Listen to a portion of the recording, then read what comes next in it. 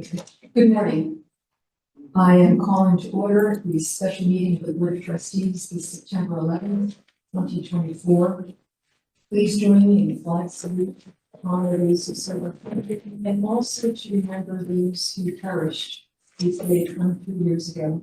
It was 2,977 women and children.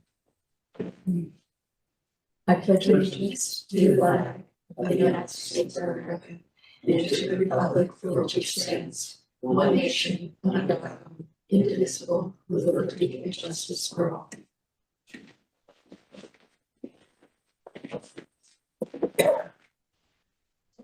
Moving to agenda item, by the way, my name is Tommy Albrecht, and I'm serving as acting board president. Moving to our land acknowledgement. We acknowledge that College of Redwoods is located on the unceded territory of the Wiyot, Lupa, Karuk, Matoli, Palawa, Walake, and Yurok people, where they have resided from time immemorial. We encourage all to gain a deeper understanding of their history and thriving culture. As an expression of our gratitude, we are genuinely committed to developing trusting, reciprocal, and long-lasting partnerships with the Wiyot people, as well as all of our neighboring tribes. Moving to agenda item 3.1, this allows for public comments regarding 2.1. Disclosure of item to be discussed in closed session. Thank you. The board will now convene into closed session to consider the matter as listed on the agenda regarding complaint number COM 08-262-024-02784 from the FPPC, that's the Fair Political Practices Commission, concerning Government Code Section 1090. Are there any public comments regarding closed session? There are not. Thank you. Seeing none, we move into closed session 4.1. Conference with legal counsel, anticipated litigation, significant exposure to litigation pursuant to paragraph 2 of subdivision D of Government Code Section 54956.9. We'll now move into closed session. Thank you, Julie. Thank you. We are reconvening to open session. There was no reportable action taken during our closed session. We're moving to agenda item 6.1, public comments. We have none. I would like to make a public comment on behalf of the board. With sincere excuse me, I would like this, it's not extemporaneous, I would like this in minutes. I'll provide you a statement. With sincere regret, the trustees received Dr. Rebecca Robertson's resignation from the board. Dr. Robertson has served with distinction on this board for 3+ years. She quickly familiarized herself with the district and the roles and responsibilities of the board. She completed the Excellence in Trusteeship program, and she attended statewide community college conferences. Dr. Robertson also regularly participated in the Community College League's webinars. While on the board, she served diligently on its numerous committees. Her hard work, competence, and dedication to student success and the district's mission were recognized by her colleagues, who elected her to serve as the board president just 2 years into her term on the board. Dr. Robertson is a person of utmost integrity who cares deeply about education. She is a staunch supporter of ensuring that all have access to education of the highest quality. Her insights, competence, professionalism, and bright demeanor will be sorely missed by the board. We wish Dr. Robertson the very best as she continues her work as an educator, student advocate, and a community leader.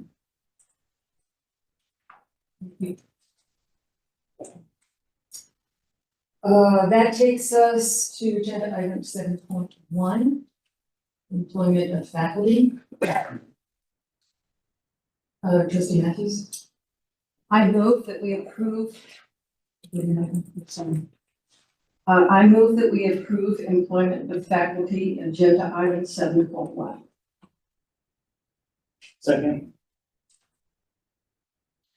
President Flamer, do you have any background you would like to provide on this agenda item? I do very quickly, and Julie, I will send you my comments in writing as well.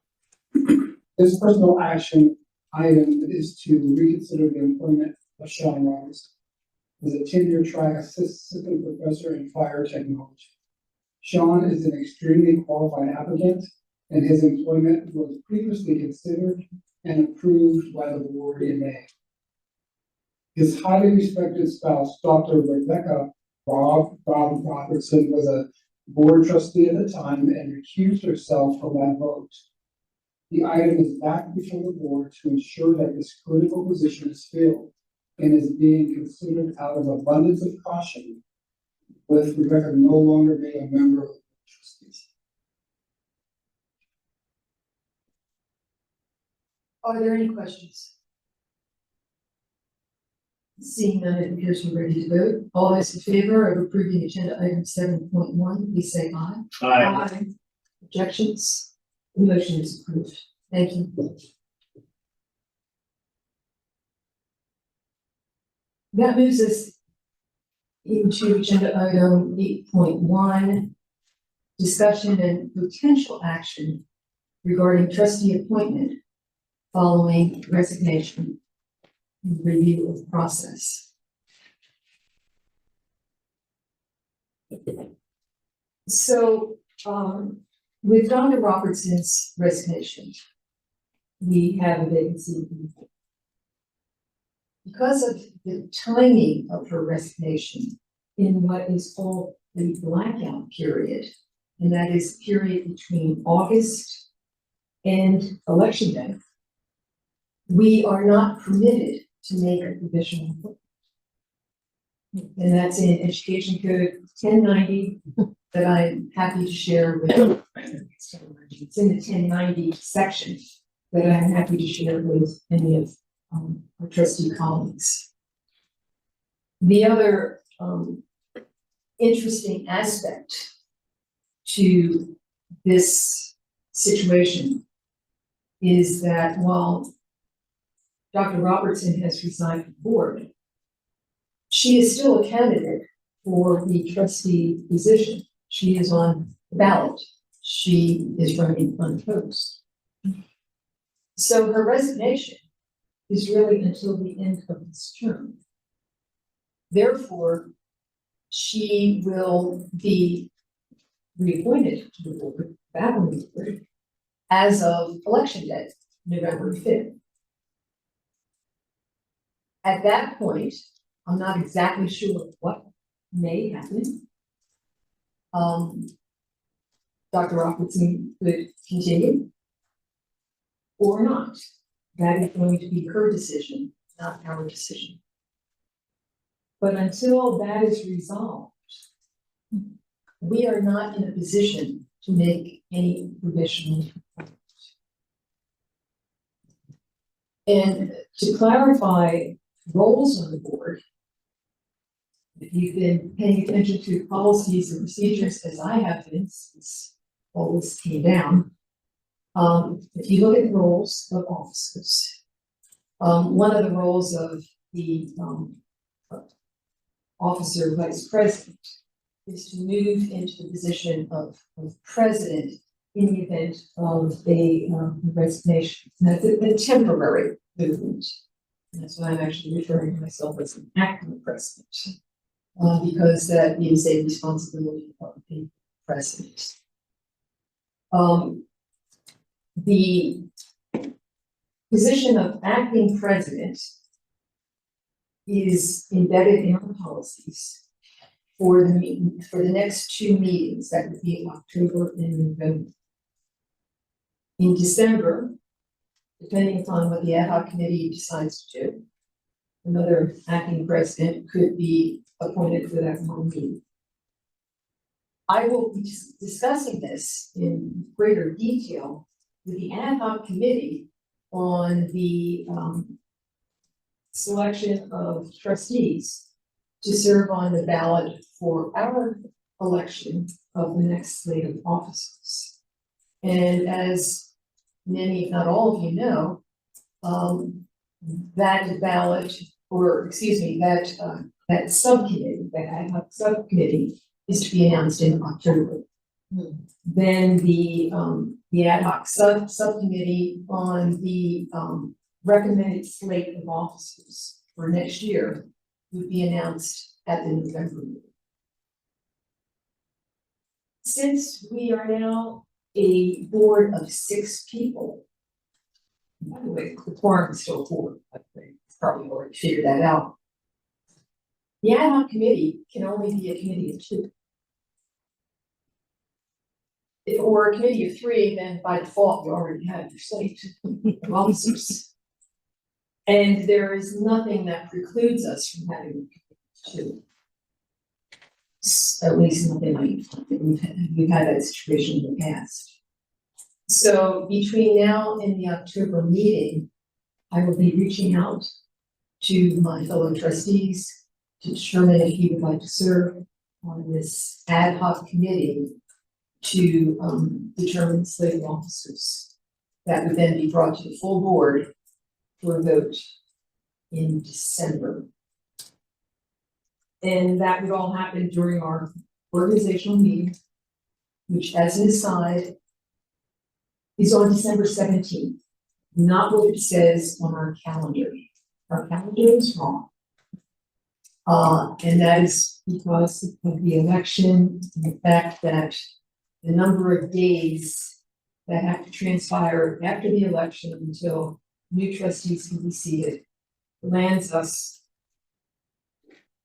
on that Friday before December 17th. So I regret that the calendar that we approved is incorrect. It was appropriate, I thought, for me to bring this up in this section because we're talking about how we're moving forward. We will bring that calendar as an agenda item in October. But I thought you all should be aware of that in case you are making plans for December, that there will be a meeting on December 17th. And we're actually obligated to change that date. It's not something we decided to do because we do it. So it's very old. Not very old, it's just some things. So this, while this agenda item is a discussion of potential action, I don't see any potential action at this point, and I'm more than happy to do this. Yes, President Kelly. I wonder if the committee that's been reviewing policies and procedures could edit BP 2110 for the blackout period information, just in the future. That's an interesting component that I don't think we have captured in that policy, and we probably should. I'm imagining that that blackout period is always in effect. It's just we've never had a situation that would have triggered it. And we're not alone with that. Even our attorney was sort of like, oh yeah, there is a blackout period.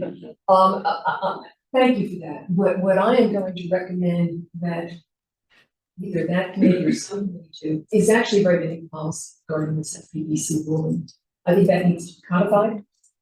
So in our policies, so that somewhere down the road, a similar mistake is not made. I mean, this was something that all these actions were taken in good faith. We all thought we were following our policies and procedures, but this was not in our policy and procedure. And I've been trying to see if even the league has something, but they don't even talk about it. They should talk about it because it's such a serious matter. So I think that's another policy I would recommend that we consider for future consideration.